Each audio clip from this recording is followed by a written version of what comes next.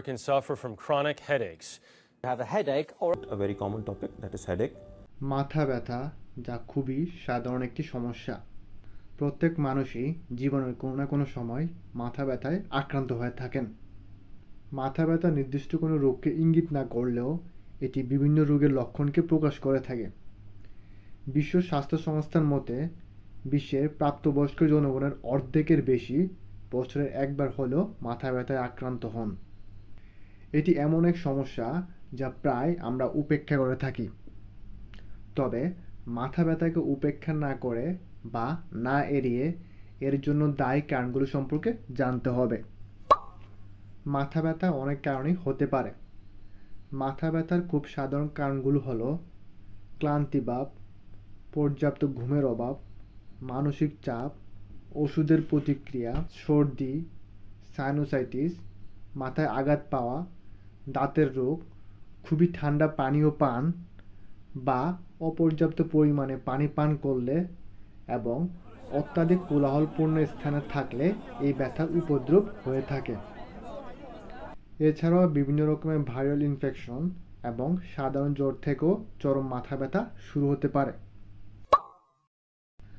মাথা ব্যথার বিভিন্ন কারণের উপর ভিত্তি করে ইন্টারন্যাশনাল হেডেক সোসাইটি মাথা ব্যথাকে দুটি শ্রেণীতে ভাগ করেন: প্রাইমারি হেডেক এবং সেকেন্ডারি হেডেক।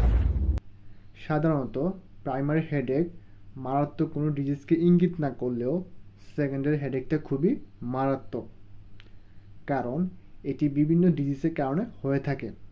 তবে 90% ক্ষেত্রেই মানুষ প্রাইমারি হেডেক অনুভব করে, যা শুরু হয় 20 থেকে 40 বছর বয়সের মধ্যে, যার মধ্যে সবচেয়ে কমন হচ্ছে মাইগ্রেন এবং টেনশন টাইপ হেডেক। এবার চলুন জেনে নিই প্রাইমারি এবং সেকেন্ডারি হেডেক কোনগুলো। প্রাইমারি হেডেকের মধ্যে আছে migraine, cluster headache, tension headache, hypnic headache. Secondary হেডেকগুলোর মধ্যে আছে meningitis, encephalitis, intracranial haemorrhage and subarachnoid haemorrhage, অর্থাৎ মস্তিষ্কে যদি রক্তক্ষরণ হয়, brain tumour, neck or brain injury, rebound headache এবং সাইনাস হেডেক। এছাড়াও কিছু রেয়ার বা বিরল ডিজিজ আছে, যেমন carbon monoxide poisoning, seizure, gastrointestinal disorder ইত্যাদির কারণেও সেকেন্ডারি হেডেক হয়ে থাকে।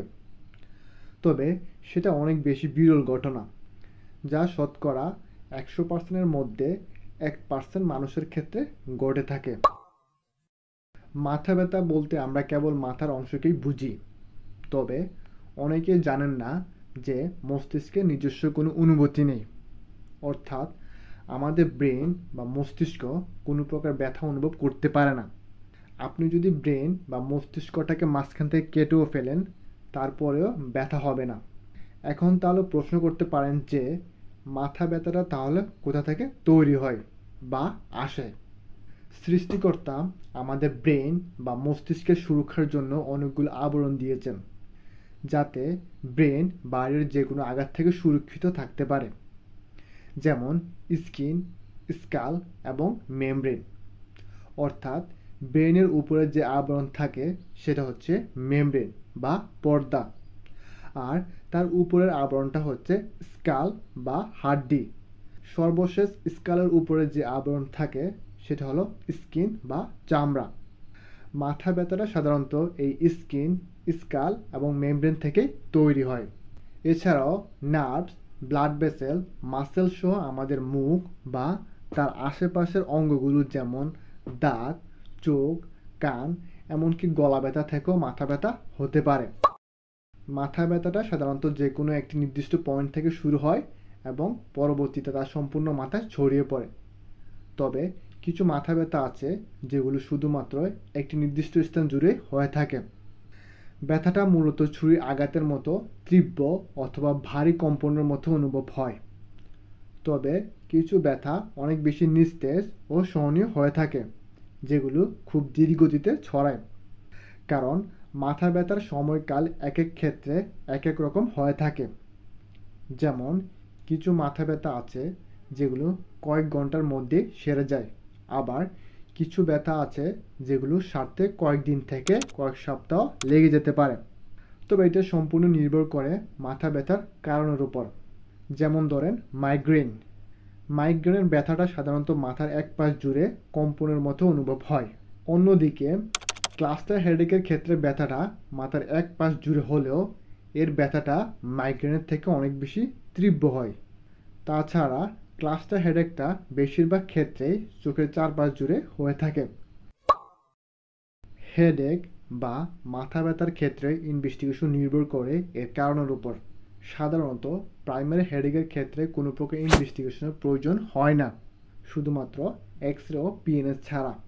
তবে সেকেন্ডারি হেডেকের ক্ষেত্রে অবশ্যই ইনভেস্টিগেশন বা পরীক্ষা নিরীক্ষার প্রয়োজন আছে।